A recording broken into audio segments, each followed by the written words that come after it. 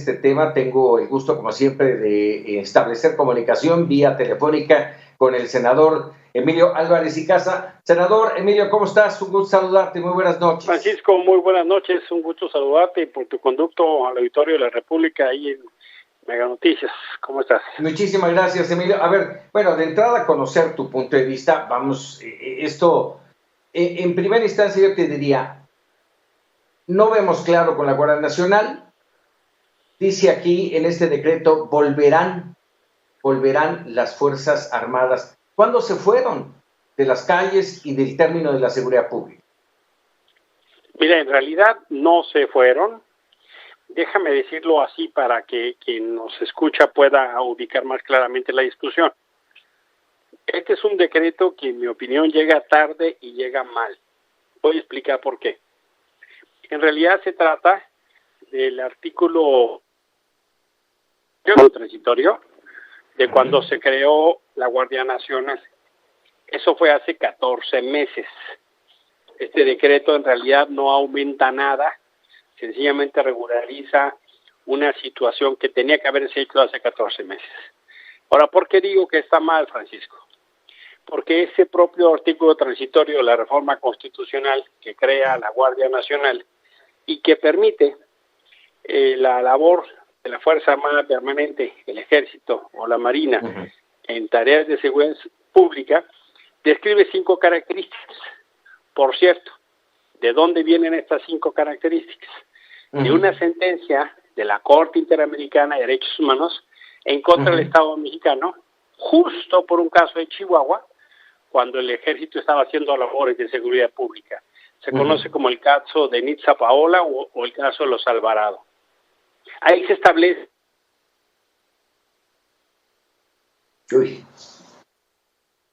Emilio, ¿nos escuchas? Sí, ¿me escuchas? Sí, se perdió un poquito, estabas hablando del caso. Sí, ¿cuáles son las características que dice la Corte Interamericana que hoy está en la Constitución mexicana? El Ejército y la Marina pueden hacer esas labores en 5 criterios. En labores extraordinarias, reguladas, fiscalizadas, sobre todo fiscalizadas, complementarias y subordinadas. El acuerdo que hoy da el presidente prácticamente no aborda ninguno de estos criterios. Nos dice que el Ejército y la Marina regresarán a sus cuarteles en marzo del 24. No nos dice cómo, no nos establece criterios de fiscalización y terminaría entonces en este análisis diciéndote, mi grande preocupación es que no solo no se cumple lo que dice la Constitución, sino que es una vuelta de tuerca a este muy inesperado espiral de ascenso de militarización del presidente López Obrador. Él había criticado muchísimo a Calderón y a Peña Nieto por estas decisiones. De hecho, ofreció algo distinto en esta materia y resulta que el presidente López Obrador se ha convertido más militarista de los últimos años. El modelo que nos dijo que iba a llegar no solo no llegó, sino reprodujo lo de Calderón y Peña. Y este anuncio, que si bien no es nada nuevo, a mí me deja mal sabor de boca que lo hayan sacado en plena crisis del coronavirus. No vaya siendo que nos quieran decir que en los contextos de protesta social por la falta de abasto o cosas así, quieran usar a las Fuerzas Armadas. Esa realmente es mi preocupación principal, Francisco.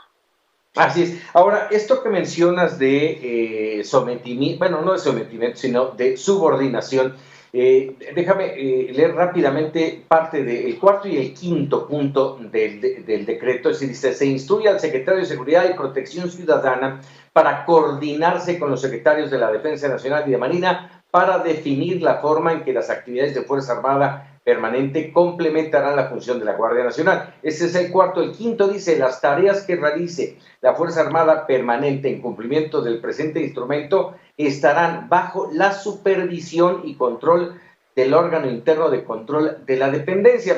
Si yo dice dependencia, quiero pensar en la Secretaría de Seguridad Ciudadana.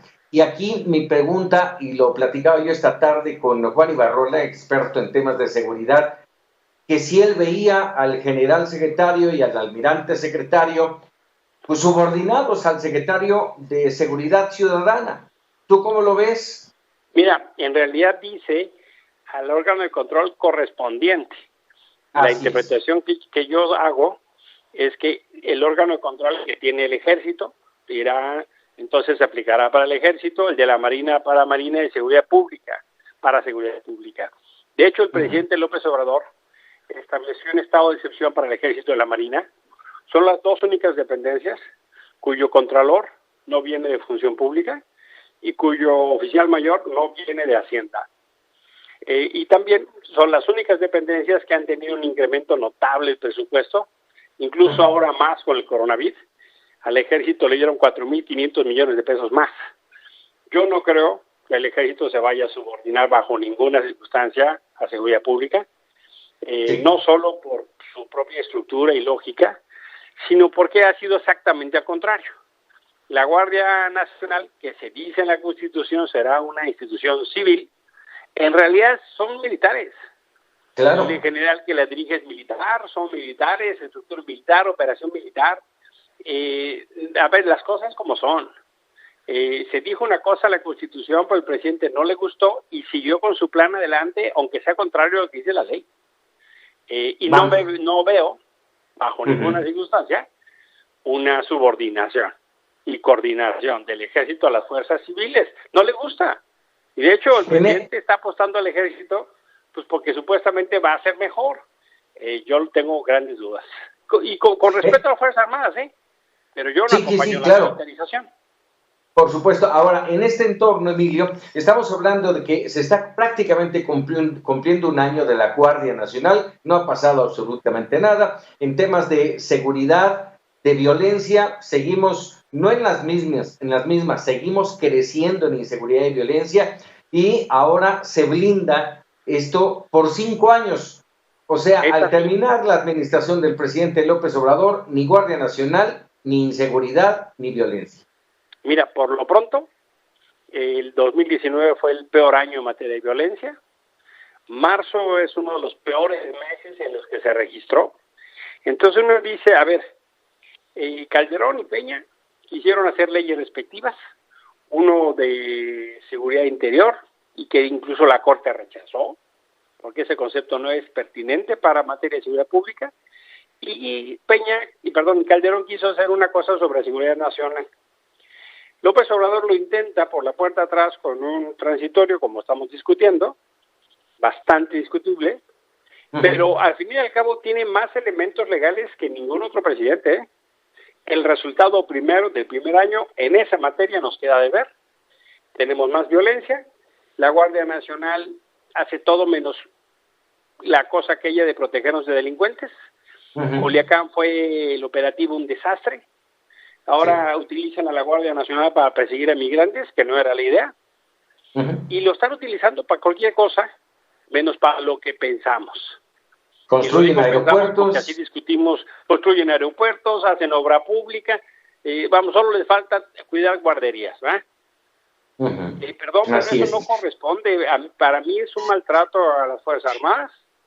Y por supuesto me imagino que hay mucha molestia e indignación. Así es. Emilio, déjame aprovechar que te tengo en la línea para preguntarte de dos temas que finalmente hoy también fluyeron. Uno es el fallo de la Suprema Corte de Justicia contra la llamada Ley Bonilla. ¿Qué implica esto para la democracia del país? Mira, afortunadísimamente, la Suprema Corte de Justicia le dijo no a la Ley Bonilla y con ello cierra la puerta a intentos de modificar la ley para reelecciones o extensiones de periodos de gobierno.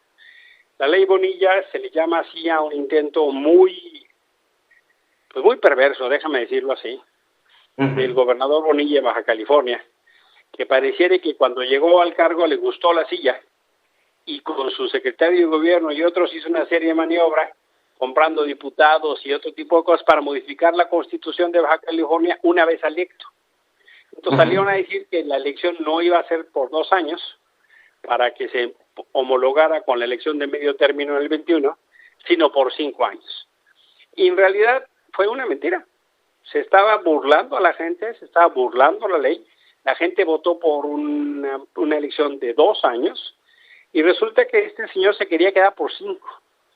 hubo un escándalo tremendo, afortunadamente por unanimidad, y debo decirle, y lo comparto con la gente que nos acompaña, la Corte pocas veces usa criterios tan duros, hablando de fraude, de corrupción, de burla a la ley, de engaño, y celebro que lo haya hecho así, porque refrenda nuestro pacto democrático, es vital para la salud de la República, pero también manda un mensaje para que nadie más lo quiera intentar, ni a nivel federal ni a nivel estatal. Que el acuerdo se hace y no se viola la ley.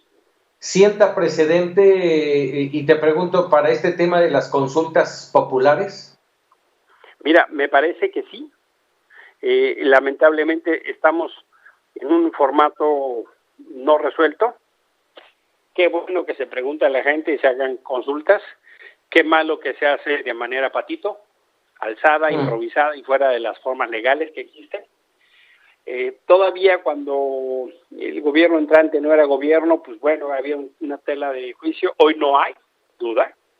Hay formas para hacer consultas, hay términos, procesos para que sean válidas y que se tenga que utilizar credencial de elector y que no se estén duplicando y que no voten 3 veces y que no voten 4 personas y digan que entonces representa a toda una comunidad, como pasó en Mexicali, porque eso tiene decisiones muy graves para el país. Por supuesto que la exclusión de Mexicali era vital, pero haber cancelado esa obra de $900 millones, en el caso de la cervecera, fue utilizado por las calificadoras para bajar los bonos de Pemex y de México. No digo que no se consulte. Emilio, ¿te perdimos? Bueno. ¿Me escuchas, Francisco? Ahí está ya. Yo digo que es vital consultar a la gente. La boleta no es un cheque en blanco, pero hay que consultarla en términos legales, consistentes, en términos democráticos. No estar haciendo consultas a mano alzada que tienen implicaciones gravísimas para el presupuesto y para el pacto democrático y aquello que llamamos, pues, en una democracia con un Estado democrático de derecho. Un buen día, entonces, para la democracia. Emilio, y déjame por último preguntarte tu opinión sobre esta nota diplomática que hoy el gobierno mexicano extendió al gobierno de los Estados Unidos por aquella operación Rápido y Furioso. Mira, esa ha sido muy discutido. Creo que llega tarde esa nota diplomática. Ya en el gobierno anterior, tanto con Obama, con el gobierno tanto de Calderón como Peña, esto salió a discusión. Hoy por hoy lo veo más como una acción, pues, traer la atención en temas. Hoy por hoy lo veo más como un efecto de distracción que como un efecto de contenido sustantivo. Si quieren hacer algo significativo, pues que empiecen las investigaciones en México contra lo que hizo García Luna. Eso sería más importante que estar haciendo notas que ya pasaron su tiempo y momento, que además hicieron, tanto con Calderón como con Peña. Muy bien. Emilio Álvarez y Casas, siempre un gusto platicar contigo. Te agradezco mucho.